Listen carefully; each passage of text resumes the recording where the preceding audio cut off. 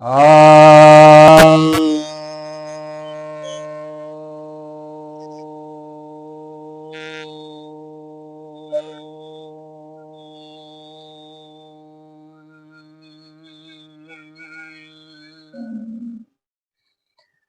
सभी भक्तजनों को सप्रेम नमन। तो आज आपकी जिज्ञासा का समाधान लेकर आया हूँ।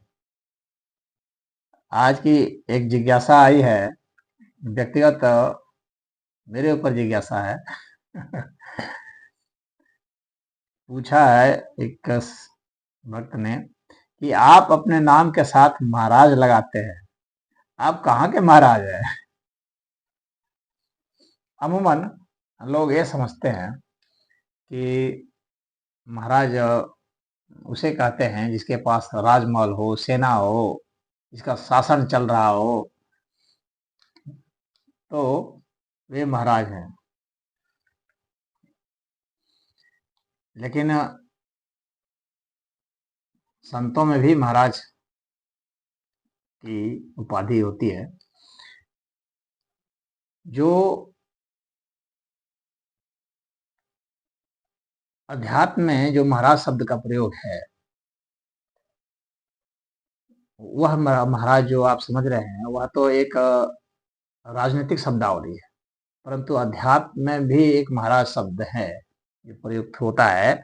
उसका क्या अर्थ है कि जो आपकी इंद्रियां हैं उसके ऊपर आपका शासन है, इंद्रियों के ऊपर जिसका नियंत्रण है, शासन है। इंद्रियां अर्थात आंख, नाक, कान, मुंह, इन सब की जो संवेदनाएं हैं, त्वचाएं हैं, और हमारी कर्म इंद्रियां है, हाथ पैर वगैरह वगैरह। तो उपस्थ है, गुदा है, तो यानी कर्म इंद्रिया और ज्ञान इंद्रिया। तो इनके ऊपर नियंत्रण किसका होता है? मन का। और यदि आपका मन के ऊपर नियंत्रण है तो आपका इंद्रियों पर नियंत्रण हो जाएगा, इंद्रियों पर शासन हो जाएगा। तो यह एक साधक को लक्ष्य दिया जाता है कि आपका इन पर नियंत्रण होना चाहिए, आपका अपनी सांसों पर नियंत्रण होना चाहिए, आपको अपनी वाणी पर नियंत्रण होना चाहिए। तो अपनी भावनाओं पर जिनका नियंत्रण है, अपने विचार पर जिसका नियंत्रण है, तो दृश्य में, स्रोत में, गंध में, ये सब जितने भी चीजें हैं जिससे हम ग्रहण करते हैं बाहर से, उन सभी चीजों पर जब नियंत्रण होता है तो उन पर शासन हो जाता है।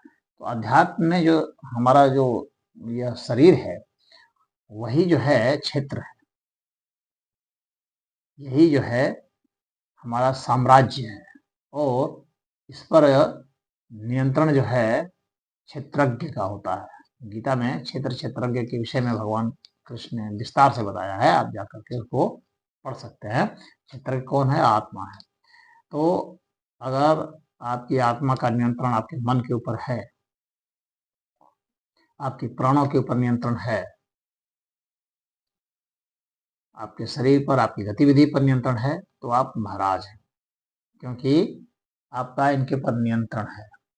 और ये सब जो शक्तियां हैं, प्राण की जो शक्ति है, मन की जो शक्ति है, तो ये सब जो शक्तियां हैं ना, इन्हीं शक्तियों के दम पर वो नियंत्रण करते हैं। तो इस तरह से नियंत्रण होता है महाराज का। तो वो आध्यात्मिक शब्दावली है। और उसमें जिस तरह से सेनाएं होती हैं, तो उसी तरह से हम लोग के शरीर में जो भिन्न भिन्न शक्तियां हैं, उनके ऊपर भी हमारा नियंत्रण होना चाहिए। तो ये हमारी सेनाएं हैं, हमारी जितनी भी स्नायु शक्ति है, नसें हैं, उन सब के ऊपर जो है हमारा, उनके ऊपर हमारा ध्यान, ज्ञान हर समय होना चाहिए, नियंत्रण होना चाहिए, ताकि हम उसे समुचित रूप से प्रयोग कर सकें, यानी आध्यात्मिक अर्थ में प्रयुक्त कर सकें। तो महाराज इस अर्थ में ही लगाया जाता है। उसका ये बाहरी दुनिया के महाराज से मतलब नहीं है, राजनीतिज्ञ महाराज से मतलब है, ये आध्यात्मिक महाराज शब्द है। तो जो यूस महाराज शब्द जो हमारे में लगाया गया है, तो वह आध्यात्मिक शब्दावली है। मुझे उम्मीद है आप समझ गए होंगे। और एक और अर्थ होता है राज का मतलब शासन, जो राज है। तो राजा किसको कहते हैं? राजा हुआ कहते हैं इसका अपने आप जो है काम होता है और जो शासन करता है दूसरे पर। और राजा को ईश्वर का अवतार कहते हैं।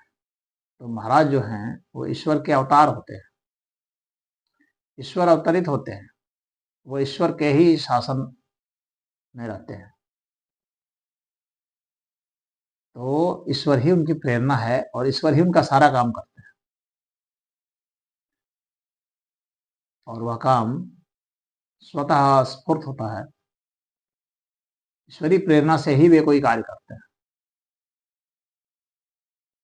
और किसी अन्य मनोदशा से नहीं करते हैं। किसी लोभ मोह क्रोध ईर्ष्या द्वेष इन सब से वशीभूत होकर के वो कोई कार्य नहीं करते, वह ईश्वरीय प्रेरणा से कार्य करते हैं। इस अर्थ में भी वे महाराज हैं। महा मतलब कि बहुत बड़ा, बृहत, बहुत बड़ा शासन होता है। जिसने अपने इंद्रियों को जीत लिया वो सबसे बड़ा विजेता माना जाता है, उसको इंद्रजीत कहते हैं,